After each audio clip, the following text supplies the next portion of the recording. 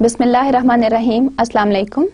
Poetry 1, course code 403, lecture 15.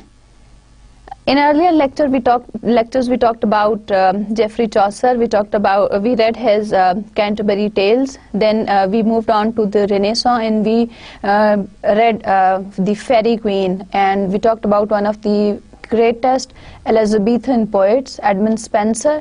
And now we move on to the Puritan age, John Milton.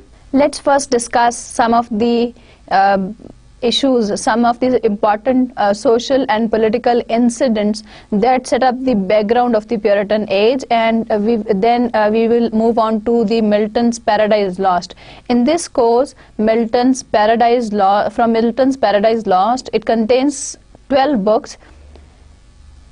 In this course, we are going to study only book 1, and we will have a fair idea of how an epic is written and what type of themes are dealt with in epic. Now, as far as the political background is concerned, first of all, Queen Elizabeth, the Tudor dynasty died with that line finished with the death of Queen Elizabeth in 1603, and James I came to the throne. He ascended the throne. He was James IV of Scotland. He was a Protestant, and James I ascended the throne.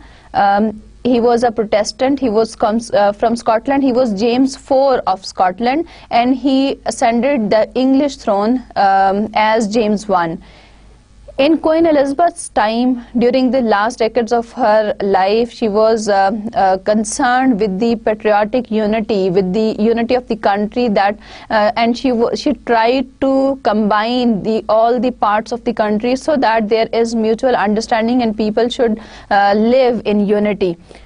When James I came to the throne, there were a number of taxes that were imposed on the general public to collect money for the lavish expenditures of the king. The people resented against these taxes, and the people resented even against the alliance of England with Spain. So this was the incident that gave way to political disturbance in the country.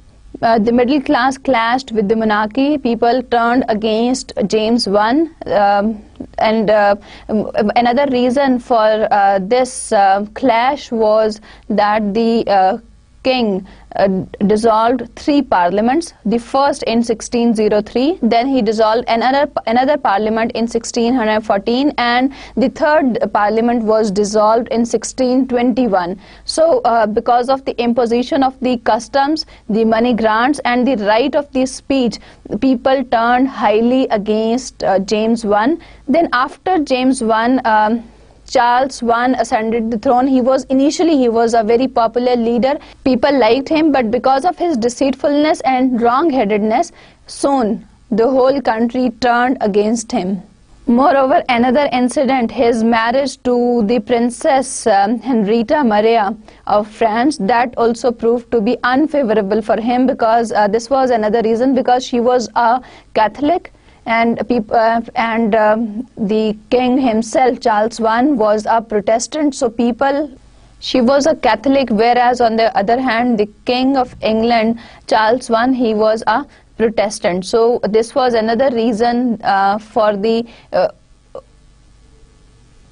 revolt of general public against the king. Then another reason, Buckingham, who was most hated by James I, he was appointed as Lord Chancellor. So this was another thing that that people did not like. He gave in the petition of civil rights. He was forced to do that in 1622. An order was passed, and through that order, it was agreed that there will not be any taxation without its discussion in the parliament, and there will not be any imprisonment without trial, and the knights or the soldiers will not be, there will be no balloting of the soldiers And so because of all these reasons, he had to give in the petition of the civil rights, in which it was agreed that there will not be any taxation without its properly being discussed in the parliament, and there will not be any imprisonment without any trial, and there will not be any violating of the soldiers. Then he remained in power for 11 years. The archbishops punished the Puritans. Now this was on the religious side. On the other hand, the people who were in power, who had the authority, the archbishops, they punished the Puritans. So this was again another reason that made the people turn against the monarchy. Civil war started. This civil war was against the king, the royal forces. Now on the one hand, there were royalists, the defenders of the king and the monarchy. They were also known as cavaliers, and they were Catholics. And on the other hand, there were parliamentary forces, they were Puritans, and all the middle class people from London and Southeast, they were all on this side. Even the artists, the writers, the poets, they were all on the side of the parliamentary forces. They were all Puritans.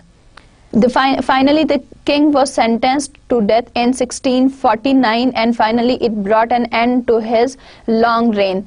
The Commonwealth, the country was established Commonwealth in 1649. Scotland proclaimed Charles II as they claimed the throne of England. Cromwell took certain steps, and he succeeded. He was successful in his efforts in 1651. The Parliament was once again dissolved. Cromwell became the Lord Protector. He became famous among people for his strong foreign policy, and he had a strict policy for the people within the country. So this monarchy was sustained by 1658. Cromwell died in 1658, and monarchy was restored under Charles II. If we look at the social background of the age, we find certain conservative ideas, and we find that certain things were banned in that society: horse riding, beer baiting, the sport of the cockpit, and theatrical performances. These were all banned during the Puritan age. And because of the political upheavals also, for 11 years there was a complete closure of the theaters and the performance in the plays. So if we look at the social scenario, we find that it was there were conservative ideas regarding the leisure times of people. Then during this, if we look at the social background during this time, the Puritans, there were different views of Puritans. Now for king and court, the Puritans were a symbol of spiritual pride. They were a symbol of hypocrisy, rebellion, and tyranny. Now they had a very negative attitude. The king and the court had a negative attitude or negative perspective of the Puritans. Now the typical Puritan had high ideals, and they were tolerant of differences of opinion. Its spirit was a noble force. It saved England's national ideals, and it encouraged the Pilgrim Fathers. Now look at the differences of the perspectives, that from the point of view of king and court, since they were against these Puritans, they considered them hypocrites, they considered them rebellious, they considered them tyrants. उन्हें जालिम और double personality रखने वाले समझा जाता था. उन्हें वो लोग समझा जाता था कि जो हर चीज़ पर रेबेल करेंगे, हर चीज़ पर बहस करेंगे कि नहीं, ये ऐसे नहीं, जिस तरह से वो चाहते हैं उसी तरह से होना चाहिए. On the other hand, the typical Puritans, they had high ideals. They were tolerant of opinions. वो दूसरों को बर्दाश्त करने का जज्बा रखते थे. उनके अंदर एक noble force थी, a bit of religious, but they were not rebellious or hypocrites. Then when we talk about the greatest writers of the age, we find that there were two greatest English writers. They were John Milton and Bunyan. And on the other hand, there were notable writers in other fields also. There was Bacon in the field of philosophy, William Harvey in medical science, John Napier in mathematics, and there was Inigo Jones in architecture. Literature of the Puritan age, there were certain characteristic features of the age that were reflected towards the general idea of people towards literature. Now, literature that was produced during this age, it was relaxing in vigor, and it was a sort of transition. It was a sort of transition from the exuberant gaiety and imaginative freedom, which was a characteristic feature of the Elizabethan age. From this exuberant gaiety, it was a transition to the artificial cheer, to the philosophic melancholy, and to sobriety. So the attitude, the perception became more sober during the Puritan age. The temperament, the general temperament of writers, it changed during this time, and there was less originality in their works. It affected, now when the temperament of the age of writers changes, it brings change in all the genres of literature. It brings change in drama, in poetry, in prose. Now, since there were new scientific inventions, there were new discoveries. So the kind of prose that was produced, that was scientific prose. In the case of drama, since the theatrical performances were banned, so there was no production of drama during that time, and it brought a great harm to literature in the field of drama. Since we are studying poetry, so we will be more concerned with the rise and fall of the fortune of poetry during this era. It had less originality and in poetry of thought and emotion. So there were lesser emotions and less thoughts involved in the poetry that was produced during this time, and there was correctness of form. Moreover, there was the intellectual play of fancy as well. The poetry was fashionably short. So all these characteristic features were found in the poetry of the Elizabethan times.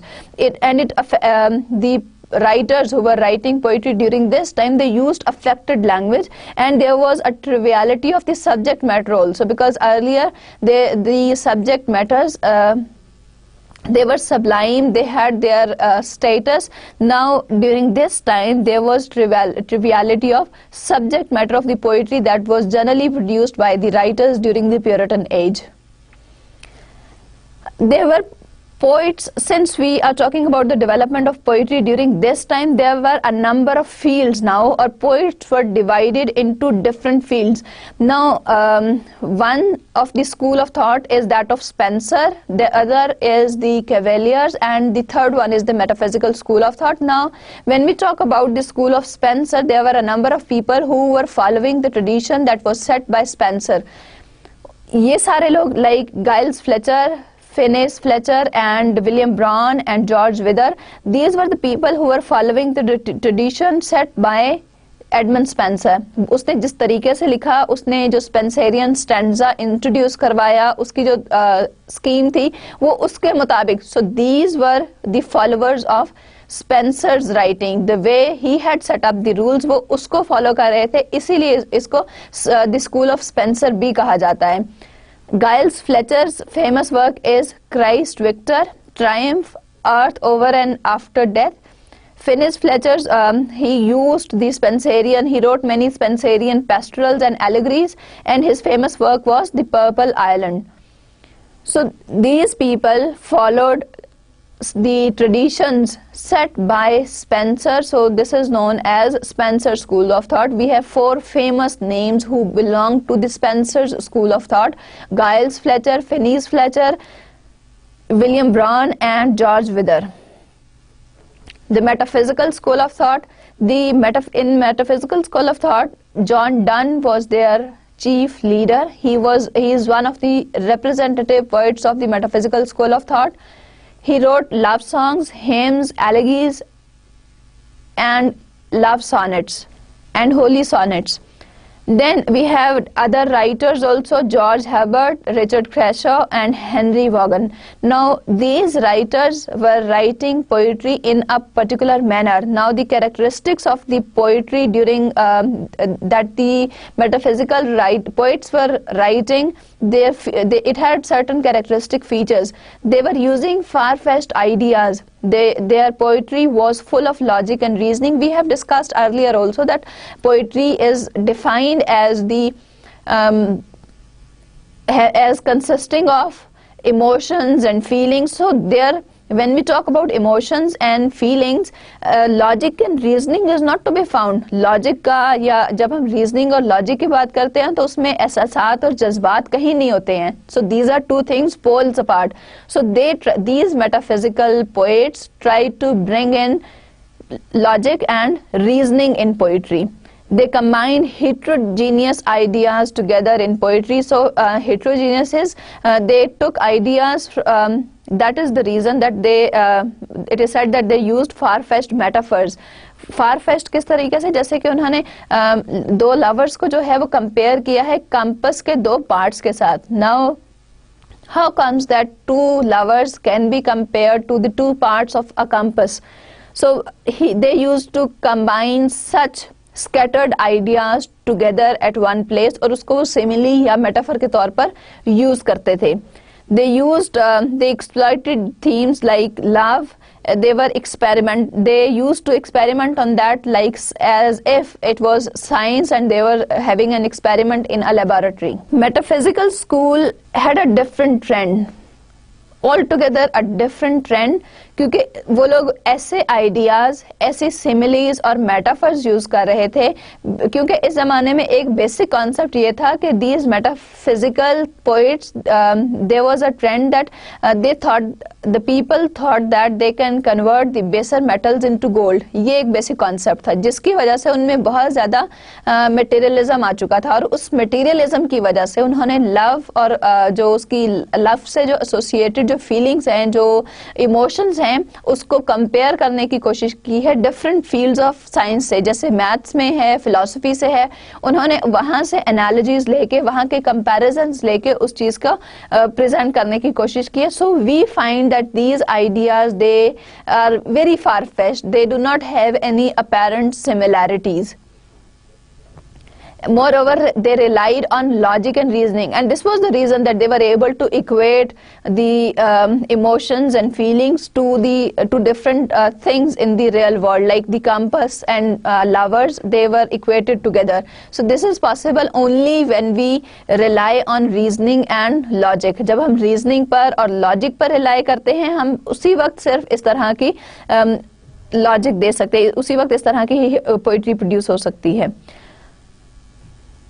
The Cavalier poets, Cavalier means it refers to the people who were on the side of the royalists. वो जो king, क्योंकि इससे पहले जब civil war हुई थी, there were two parties, there were two classes in the country.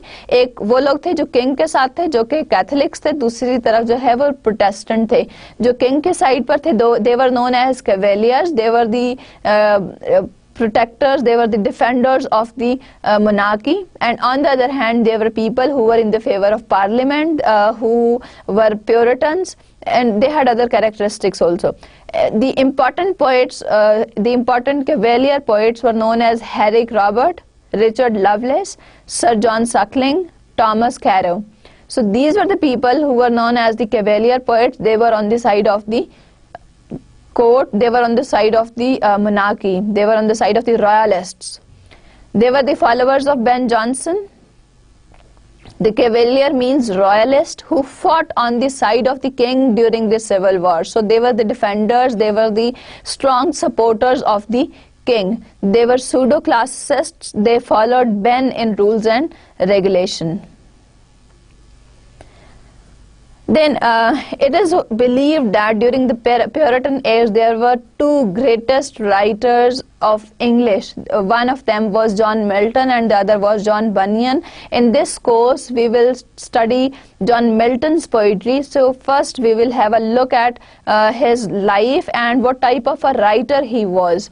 the type of ideas that he held, and his brief biography and his important works also. Milton was a prominent writer in the Puritan age. He combines the spirit of Renaissance and Reformation. Renaissance was the freedom, it was the revival, the rebirth of classical learning, and on the other hand, Reformation was the revolt against the authority of church. Then his poetry has musical versification. It contains the spirit of freedom and morality in it. He was a great scholar of Hebrew language, and his early poetry consisted of sonnets and hymns. Let's have a brief biography of John Milton. He was a great English poet. He was a pamphleteer also. Pamphleteer is one who writes pamphlets. He was a historian too. He wrote history. He is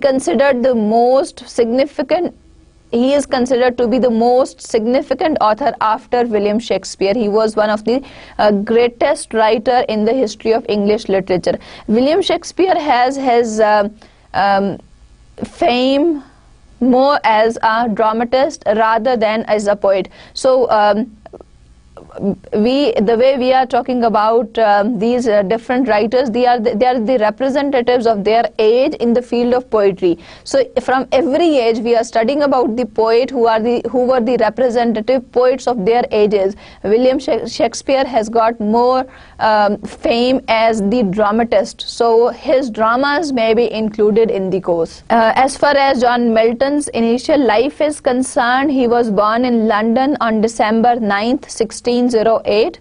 He was the second son of John and Sarah. He belonged to a wealthy family, and his father could afford a second house in the country, in a village. He was a law writer. He was a scrivener. He also composed music. So by profession he was a law writer, but on the other hand he composed music also. So art was there. He had the inherent quality of taking it up from his father, because his father also he composed music.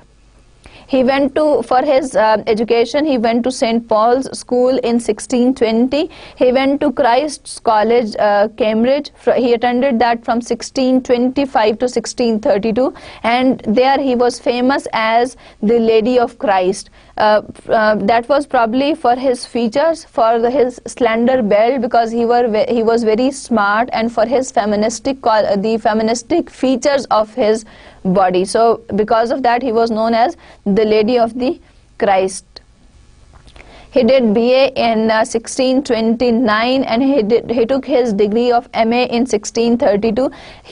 Initially he planned to be a priest. He wanted to be a clergyman, but later on he gave up his plan to be a priest. When he looked at the position of the priests in the country, he gave up his plan of becoming a priest. शुरू में वो बनना चाहता था, वो एक religious इंसान बनना चाहता था जो कि चर्च में सर्विसेज कंडक्ट करता है, जो प्रीस्ट बनना चाहता था. लेकिन बाद में जब उसने मुल्क के जो हालात देखे, जो प्रीस्ट्स के जो हालात देखे, क्योंकि it was divided into two parts, the Protestants and the Catholics, तो और इसके अलावा उसी ज़माने में जो है वो प्योरिटन्स को पनिश भी किया जाता था by the Catholics. So this was the reason that he gave up by looking at the circumstances around him. So your social and political factors, they influence your choice of career, what you plan to do and what you actually do. So all these things are affected by the social and political background of the age. He wrote poetry in Latin, Italian and English language. He spent, after leaving Cambridge, he spent 6 years of his life in the country home of his father from 1632 to 1638. So during those 6 years, he wrote some of his early poems, and he did not do any job. He did not go for any kind of employment. While staying at that country home, he wrote the poetry. He wrote some of the famous poems, L'Allegro, Il Penseroso, Comus, Lycidas. These are the poems that he wrote when he was staying at the country home of his father during the 6 years when he was not involved in any kind of employment. He was not doing any kind of job. वो 6 साल उसने बगैर किसी job किए हुए अपने बाप का जो घर था, जो कि एक देहाती इलाके में था, वहां पर 6 साल में उसने ये पोइट्री लिखी थी. And these are his early poems. ये इसका अर्ली पीरियड था क्योंकि 40 तक, starting from the beginning, so these were the years that he starting writing his earliest poems. 1640 तक it's known as the first period of his poetry. और इसकी poetry को theme के हिसाब से डिफरेंट पीरियड्स में डिवाइड किया जा सकता है. सेकेंड पीरियड में 1640 से 1660 तक एक दूसरा दौर था, उसमें और तरह की पोइट्री लिखी गई. कुछ पोइम्स लिखी हैं लेकिन ज्यादातर उसमें प्रोज के पैम्फलेट्स हैं और एसेज हैं. Then in the third period we find that he wrote some of the greatest work ever in English literature. Paradise Lost, Paradise Regained and Samson Agonists he wrote during the third period of his literary career. He traveled to Italy and France in 1630s, and there in Italy and France he met Hugo Grotius and Galileo Galilei, because he wrote Paradise Lost years after that, but since he had met these people, Galileo had he had invented the telescope, and the references of the telescope are found in the Paradise Lost as well. Then after that he moved to Horton, Buckinghamshire. He then came back to London in 1639. He set up a school with his nephews. His marriage to Mary Paul took place in 1642, but she lived with him for some days, and then she came back again after 3 years in 1645. They had 4 children, and civil war changed Milton's fortune. As we have just discussed in the political background, that the civil war was in civil war, Oliver Cromwell and Charles I, they were against each other for the next 20 years. There were no poetic works, and he was a Puritan, so he wrote a series of pamphlets on civil rights. And during the civil war from 1642 to 1649, he was appointed as a Latin secretary to Cromwell. He gave up teaching in 1647 because of the death of his father. His life had become a little easier. He wrote The Tenure of Kings and Magistrates in 1649, and in that he had criticized Charles I for his tyrannical attitude towards the general masses. Then Commonwealth government was established, and in that he was appointed as the foreign secretary.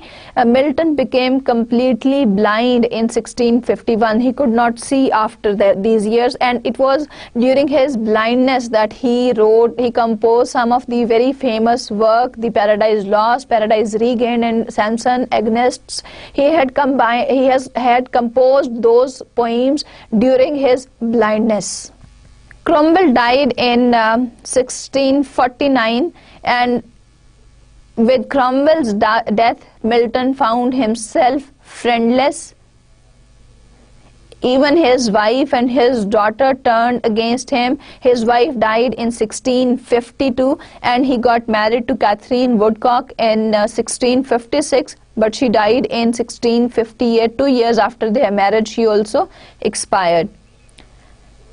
Then with Restoration, it changed Milton's fortune. Initially, Milton was arrested, he was fined, and he was taken into prison also for a short time, and later on he was liberated. He then got married to Elizabeth Minshall in 1663, and she was still alive at the time of Milton's death. Milton wrote his greatest poetical works, Paradise Lost, Paradise Regained, and Samson Agonists during this time. He had married thrice in his lifetime, but he had unhappy marital life. He died on the 8th of November 1674. He was buried at St. Giles Church, Buckinghamshire, and he was buried beside his father. It is also said that during the time when the church was under construction. It was going through the process of repair. His grave was desecrated, and his teeth and hair were robbed by the grave robbers. Milton's works can be divided into three periods. The first period starts from his earliest poems from his early education till 1640, because this was the first phase. Then the second phase starts from 1640 to 1660, with the time when theatres were reopened in 1660, and the third period starts from 1660 to 1674, because before this time there was generally the most leisure time for the people was to go to the theatre for watching the play. The theatres were closed by in 1649, and they remained closed for 11 years. This brought a decline to drama in English literature, and there are no notable plays, since they were not, because in those days the plays were not written for reading purpose. They were actually staged on for a live audience. So when the theatres were closed, it brought a decline. Nobody was writing drama. It brought a decline to drama.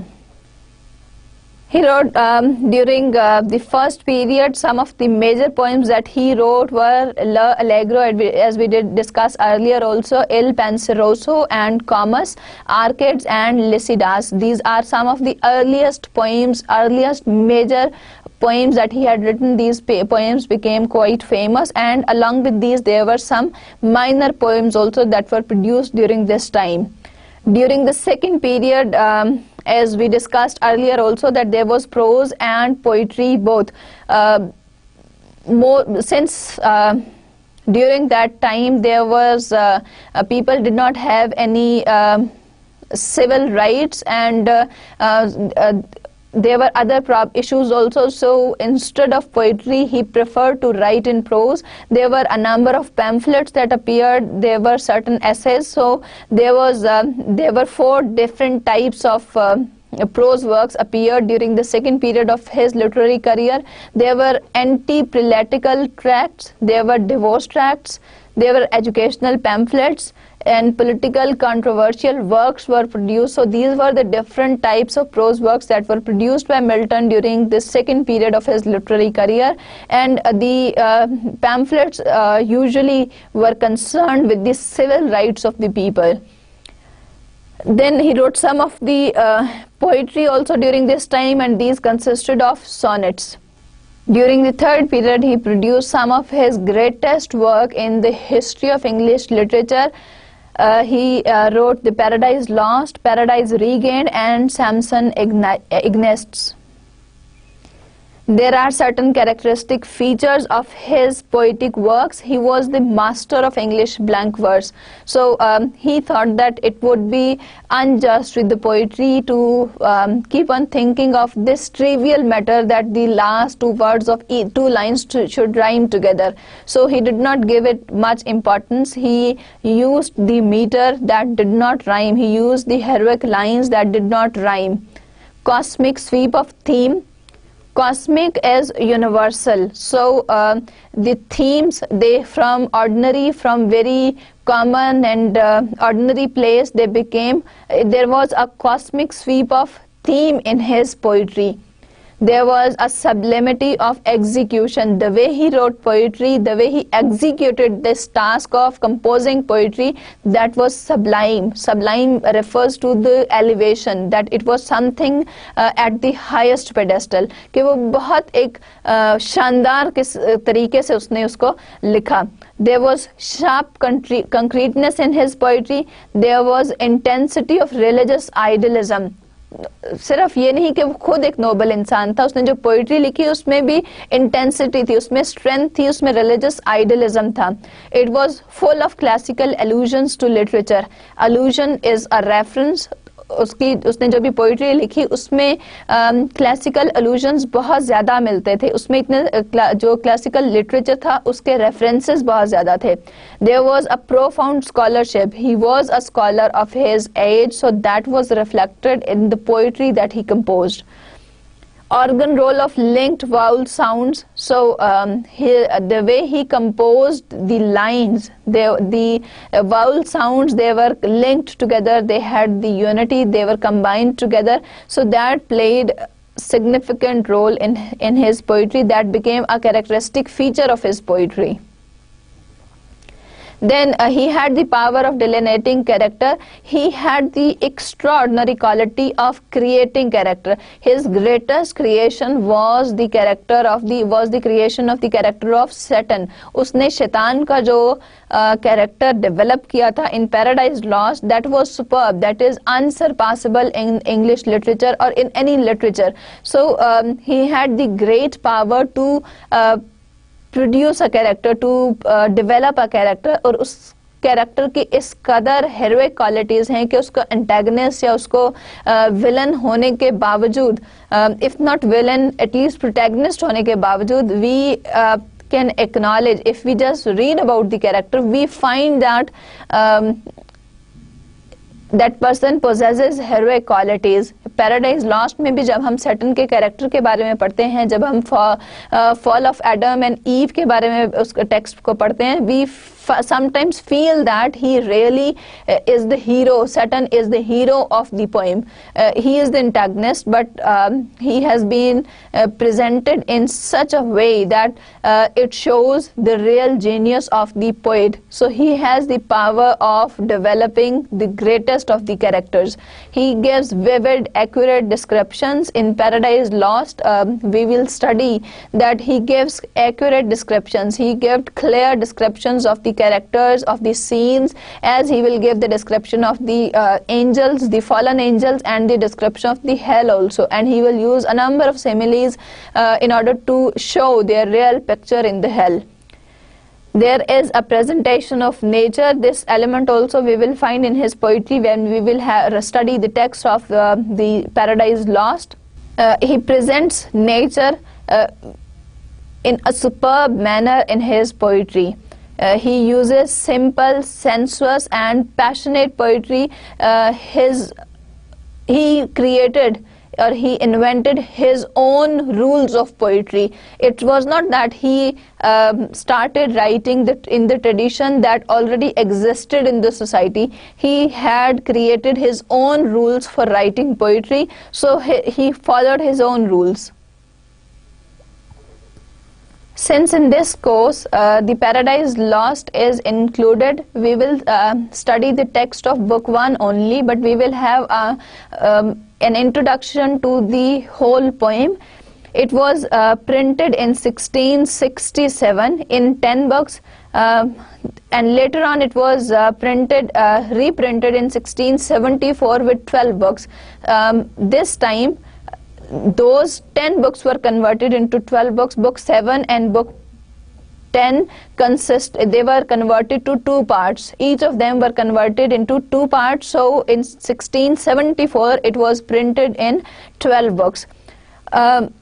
At a number of places in his poetry we find the clues that he had that passionate desire, he had that urge to write an epic poem. In his even in his poems like Vacation Exercise, Lycidas, Epitaphium and Damonis, at a number of places in his poetry we find the poet's urge to write an epic.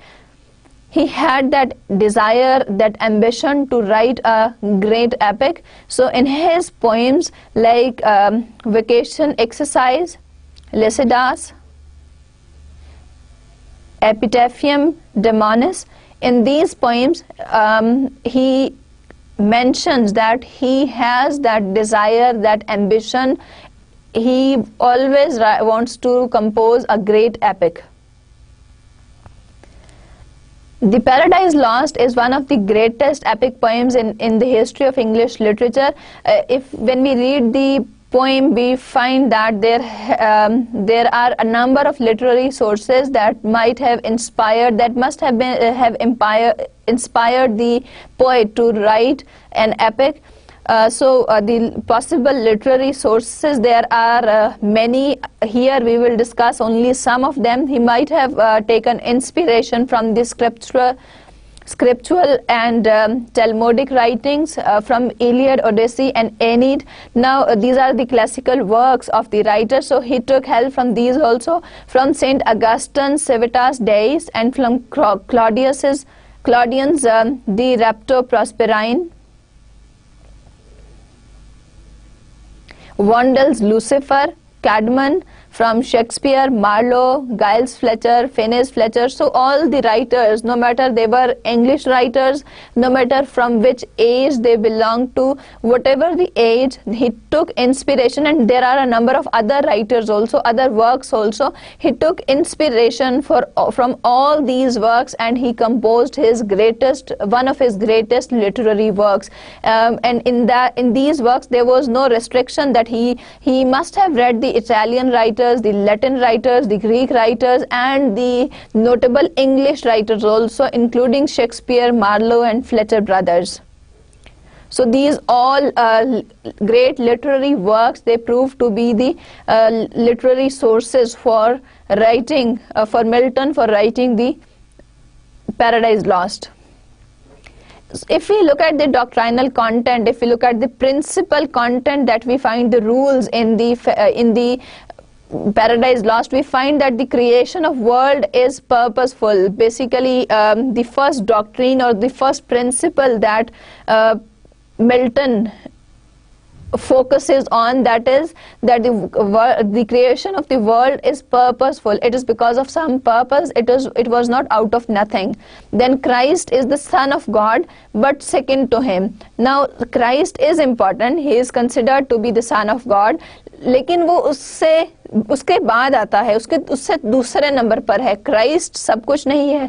Now here it deals with a bit of Christian philosophy, क्योंकि Christian philosophy में trilogy का concept है. उनके लिए spirit, the God, the Son of God, and the holy oil, these three, they consider it the concept of trilogy. So यहाँ पर हमें, since Milton was a Christian, so हमें यहाँ पर Christian philosophy मिलती है कि वो जो Son of God का concept है कि Christ being the Son of God, और Christ ने खुद जो है वो फांसी पर चढ़कर जो है पूरी दुनिया को जो है उनके या तमाम ईसाइयत को जो है, क्रिश्चियनिटी को जो है वो सेव कर लिया है और उनके गुनाहों का कफारा अदा कर दिया है. This is probably the concept in Christianity. तो हमें ये डॉक्ट्रिन इसमें मिलेगा. एब्सोल्यूट फ्रीडम और ह्यूमन विल जो है, he will discuss, that will also be an important focus here, and it is discussed as an epitome, and there is a belief in reformed Catholicism.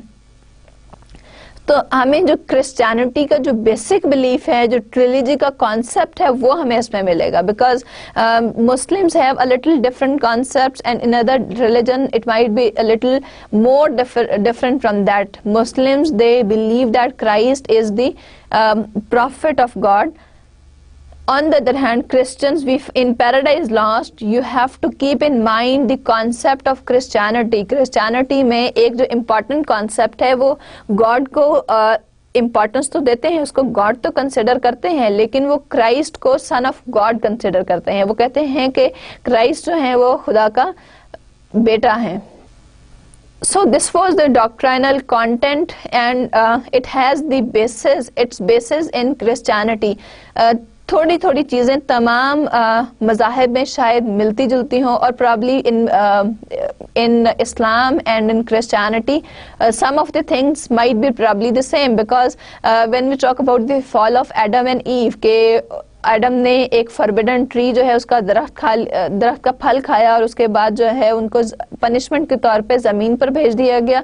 This is something very true, and the same concept is found in Christianity as well. So ये जो concept है, basically the paradise lost is based on that के इंसान ने, आदम अलैहिस्सलाम ने जो कोताही की, उन्होंने जो अल्लाह ताला का जो हुक्म था उसको ना मानते हुए या उससे लापरवाही बरतते हुए, उन्होंने वो जो जिस दरख्त का फल खाने के लिए उनको मना किया था उसका फल खाया, और उसकी जो उन्हें सजा मिली, उनको जन्नत से निकाल दिया गया. So this is the topic of the poem कि paradise lost. So this basic concept of fall of Adam and Eve from heaven वो सेम है, लेकिन उसके बाद क्रिश्चियनिटी में और इस्लाम में कॉन्सेप्ट्स का थोड़ा सा डिफरेंस है।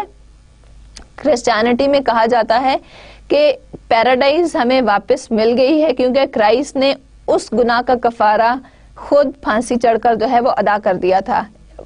इस्लाम में कॉन्सेप्ट डिफरेंट है। So while studying the paradise Lost we have to keep in mind the Christian philosophy. हमें क्रिश्चियन डॉक्ट्रीन को जहन में रखते हुए इसको पढ़ना है। Only then we will be able to understand that, क्योंकि यहाँ पर क्राइस्ट को होली स्पिरिट का कॉन्सेप्ट है। Holy Spirit is God, then Christ is presented as the son of God. Christ को अल्लाह का बेटा बनाकर यहाँ पर पेश किया, क्योंकि ये क्रिश्चियनिटी पर बेस कर रही है। तो क्रिश्चियनिटी की जो बेसिस हैं वो जहन में रखते हुए इस पोइम को पढ़ने की जरूरत है। Then we would understand the things better, and Christ is as important for them as God, लेकिन God से दूसरे नंबर पर है कि अल्लाह ताला के बाद वो दूसरी जगह जो अहमियत देते हैं that is to Christ.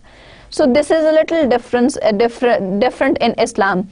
तो यहाँ पर हम इस्लाम की बिल्कुल बात नहीं करेंगे, हम किसी भी रिलीजन की बात नहीं करते, but as far as the paradise lost is concern, Paradise Lost में जो बेसिक कॉन्सेप्ट है वो बेसिकली क्रिश्चियनिटी पर बेस करता है। इसलिए हमें क्रिश्चियन फिलॉसफी को अपने माइंड में रख कर पैराडाइज लॉस्ट को पढ़ना है, क्योंकि क्राइस्ट को यहाँ पर जो है वो सन ऑफ गॉड के तौर पर पेश किया गया, और ये गॉड को होली स्पिरिट भी बोलते हैं। होली ऑयल इनके लिए बहुत मुकद्दस है। देन जेरूशलम, सो दीज ये जो ज़ियारतें हैं ये इनके लिए बहुत इंपॉर्टेंट हैं। Then cosmography, as we discussed in some previous lectures about the Copernican system, that Copernicus introduced the system of the universe. He said that he brought some changes, some revolutionary changes in that. He said that the earth moves round the sun, and it is the sun which is static, and the earth is moving all the time. It is restless. Milton in his poem Paradise Lost did not consider this concept, and he restricted himself to the earlier, the traditional concept of the universe, of the cosmography. And it is better, in order to understand the poem better, the understanding of cosmography, the universality or the universe, that what different parts of universe were there, and what parts were created later on, ये बहुत important है कि कौन कौन से उस वक्त जो यूनिवर्स है उसके कितने हिस्से थे और क्या चीज किस में डिवाइडेड थी, ये डिस्टिंक्शन बहुत important है. So Milton in Paradise Lost has concentrated on the universe, the way it has been portrayed, or it has been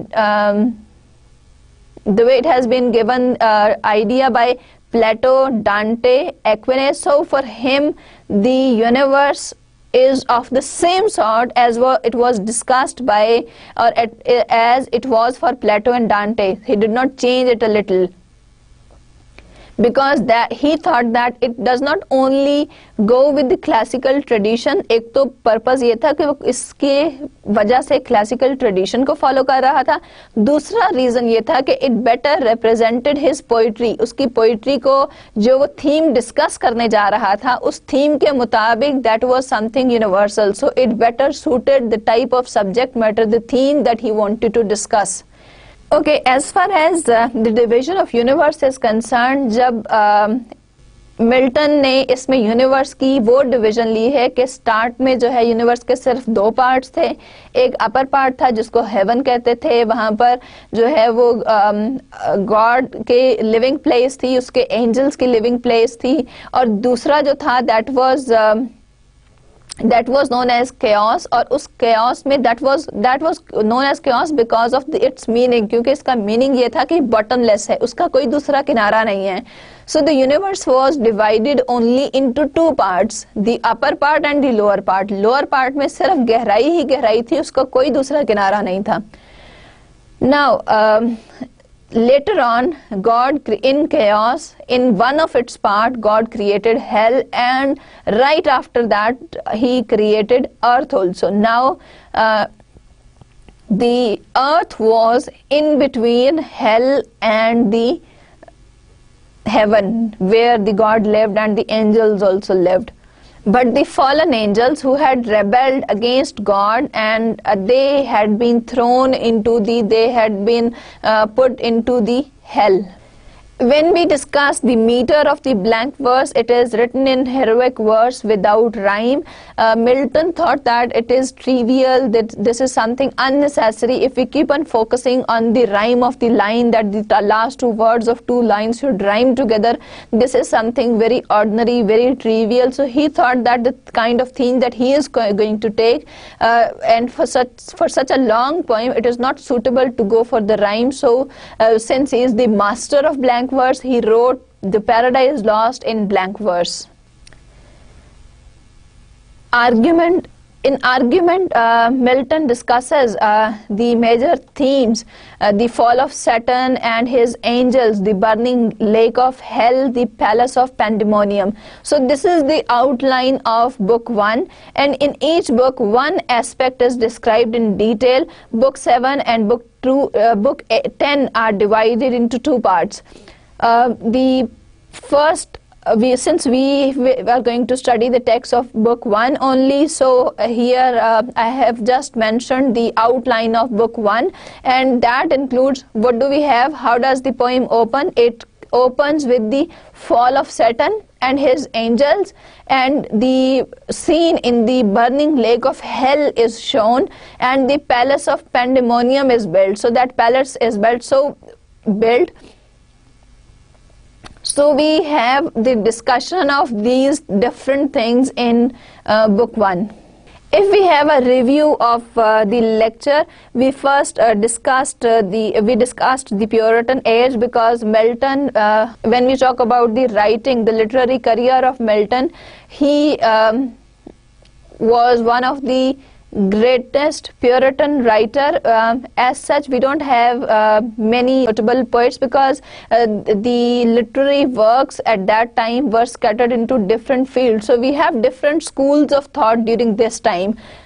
First, we discussed the political and social background. We talked about the thrones. We talked about the accession of James I. People soon turned against him, and it became very difficult for him because of the imposition of taxes and money grants, and all certain reasons people turned against him. Later on, there was Charles I. Once again, there were people, because of his high-headedness, because of his certain things that he did not do the way people wanted. He even married a French princess. Once again, this was the cause that people turned against him. So these were the political. Then there was the establishment of Commonwealth. There was the Lord Protectorate. So all these factors combined together to give rise to the political unrest. People did not have any civil rights. इन सारी situation में लोगों को insecurity थी, और उसकी वजह से लोगों की ज़िंदगी में हर तरफ जो है वो इंस्टेबिलिटी थी. That instability is reflected in the writings of the age also, क्योंकि 1649 से 1660 तक थिएटर्स बंद रहे थे, क्योंकि सोशल साइड, जो सोशल बैकग्राउंड था, उसमें ये जो प्यूरिटन एज थी, it was a little conservative. लोग बहुत नैरो माइंडेड साबित हुए थे. जो पास टाइम्स थी, जो लेजर एक्टिविटीज़ थी, हॉर्स रेसिंग थी, इसी तरह की जो और एक्टिविटीज़ थी, जो थिएट्रिकल परफॉर्मेंसेस थी, ये सारा कुछ बैन कर दिया गया था. और इस बैन होने की वजह से बहुत सारे सोशल अपसेट्स भी इसमें आए, कि उसकी वजह से, उस थिएट्रिकल परफॉर्मेंस को बैन करने की वजह से, क्योंकि उस ज़माने में जो ड्रामास लिखे जाते थे वो सिर्फ वो रीडिंग के पर्पस के लिए नहीं होते थे, वो थिएटर पर परफॉर्म करने की गर्ज से होते थे. तो लिखकर वो एक्टर्स को दे दिया जाता था और वो थिएटर में परफॉर्म करते थे. इसी वजह से उस दौरान ड्रामा डिड नॉट फ्लरिश. उन 11 सालों में कोई प्ले नहीं लिखा गया. जो प्रोज लिखी गई थी, क्योंकि साइंटिफिक इन्वेंशंस हो रही थी, डिस्कवरीज हो रही थी, तो उसकी वजह से साइंटिफिक प्रोज लिखी गई है, जिसमें साइंस का बहुत ज़्यादा इस्तेमाल है. Then as far as poetry is concern, poetry became artificial. उसमें बहुत सारे ऐसे फीचर्स आ गए, क्योंकि पहले जो है वो एग्जूबरेंट इमेजिनेशन थी, बहुत उम्दा पोइट्री लिखी जा रही थी. एलिज़ाबेथन एज के दौरान, लेकिन प्योरिटन एज में इट बिकेम रिलैक्स्ड और वो उस हाई स्टेचर से, उस ग्रैंडर से वो निकल आई थी जिसमें कि वो रेनेसां के दौरान थी. Then we discussed some of the notable writers. We discussed 3 schools of thought that we had. First of all, we discussed the school of Spencer. There were the certain people who were following Spencer. In these, we have 2 notable names of Fletcher brothers, Giles Fletcher and Phineas Fletcher. Then we had the metaphysical school of thought. The metaphysical school of thought it included the poets who defended, who supported the king and his followers. So ये दूसरा group था. Then we discussed the notable writers of the age. The first was the school of Spencer. In this we find some of the notable names, the Giles brothers. In this school we find some of the notable names like Giles Fletcher and Phineas Fletcher. The second group was the Cavalier school of thought. These Cavalier poets, they were the defenders, they were the supporters of the king, they were the supporters of the monarchy. Now these were the people who were on the side, they supported the monarchy during the Civil War. The third group was the metaphysical school of thought. In this school of thought, since the metaphysical school of thought had certain characteristics that reflected the characteristics of the age also, because there was much of the materialism, and these people believed that baser metals like iron can be converted to gold. So they included, one of the characteristic feature of their poetry was the inclusion of far-fetched ideas.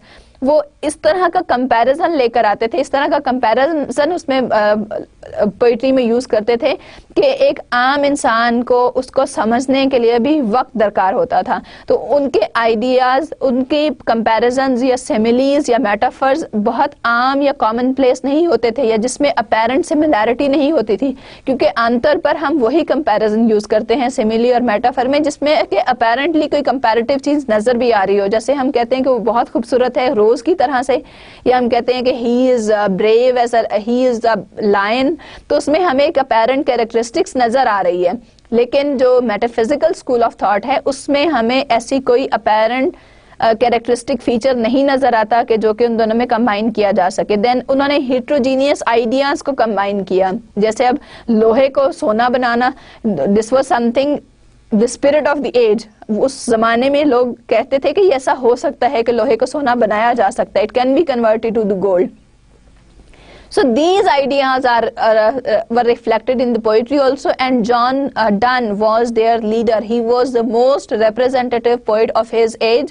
He wrote some of his famous love songs, elegies, sonnets, and his holy sonnets are also very famous. Then we discussed John Milton, because during this time, during the Puritan age, we have 2 notable writers, the greatest English writers. They are not only the Puritan writers, they are the greatest English writers. One is John Milton and the other is Bunyan. We will talk about John Milton since we are going to study some part of his poetry also. His literary career can be divided into 3 parts. His early poems, when he after education he spent, because he had undertaken the task of becoming a priest in his life, but he did not do so. He gave up his idea of becoming a priest when he left school, and he spent 6 years in his father's country home. There he wrote some of his early poems. Those poems were very famous, and he wrote, along with those famous poems, he wrote some of the minor poems as well. During the second period of his literary career, he wrote some of the sonnets as the work of poetry, but during this second period, he wrote major work in the category of prose. He wrote some of the, because it was the time of political unrest and it was the time of civil war, so he talked about in his pamphlets, in his prose works, he talked about the civil rights of people. He talked about the civil rights of citizens. Then during the third period of his literary career, we come to know that he composed some. During this time, the poet had been blinded. He was blind by this time, and after Cromwell's death, he had become friendless also. So after 1660, he composed some of his very famous works. It included the Paradise Lost, Paradise Regained, and Samson Agonists. He, if we talk about his biography, he happened to travel abroad also. He traveled to France and Italy. He married thrice in his life, and he did not have a very successful married life, since he was not very happy with his wives, and his wives they often turned against him, and they were not very helpful for him for his from literary perspective, because he was blind also. When we talk about the Paradise Lost, it is written in blank verse, and he used the idea of the universe as it has been presented by Plato and Dante. He presented the idea of a universe which was initially divided into two parts, the upper part and the lower part. In upper part there was the the house of God and the angels and all that, which was known as heaven, and the lower part was known as abyss, and it was a chaos. It was a bottomless space. Sometimes later on, the God created the hell in some part of chaos, and right after creating hell, God created earth also. The situation of earth and hell was that earth was situated in the center of hell and heaven. The poem Paradise Lost opens with the argument. It states clearly the outline of different books. It tells us that in book 1 the poet is going to talk about the fall of the fallen angels and the scene in the hell, and they will build a palace of pandemonium. In the next lecture we shall start the text, the Paradise Lost, and we will try to see the characteristic features that we have just read, that there are certain characteristic features of Milton's poetry. We will analyze those characteristic features in his poetry in Paradise Lost. Allah Hafiz.